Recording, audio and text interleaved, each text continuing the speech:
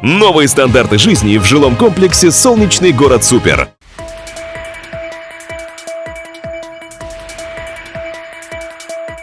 Как известно, копейка рубль бережет. Именно поэтому сотрудники по рациональному использованию ресурсов следят на предприятии, чтобы вода из крана просто так не утекала, чтобы лишний свет без необходимости не горел.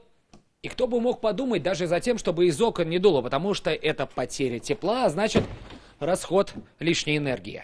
Больше 51 миллиона рублей. Столько денег предприятия республики могли бы сэкономить на тепле, электричестве, газе. Об этом сегодня рассказали в управлении по рациональному использованию энергии. Их проверки – это не только про экономию, но и безопасность. Лениногорской ЦРБ видите, что контакты в электрощитовой на предохранителе достигают 100 градусов при допустимой температуре 70.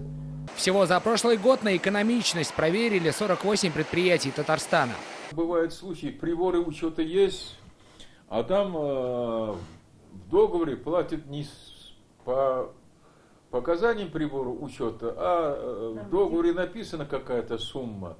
Сегодня на коллегии прозвучала и хорошая новость для автолюбителей. Шансы залить в бак левый бензин на АЗС Татарстана как никогда минимальны. Если 15 лет назад 22% от всего бензина были некачественные, то сейчас эта цифра снизилась до 2,8%. Я считаю, что это в основном связано, что многие сейчас автозаправочные станции начали напрямую брать топливо с заводов-изготовителей. Татнефть – это Станайка, Таиф – это Таифская нефтяная компания. В этом году проверок будет еще больше. Усиление контроля качества – одна из самых главных задач для ведомства на год. Сергей Хайдаров, Ринат Сафин, ТНВ, Казань.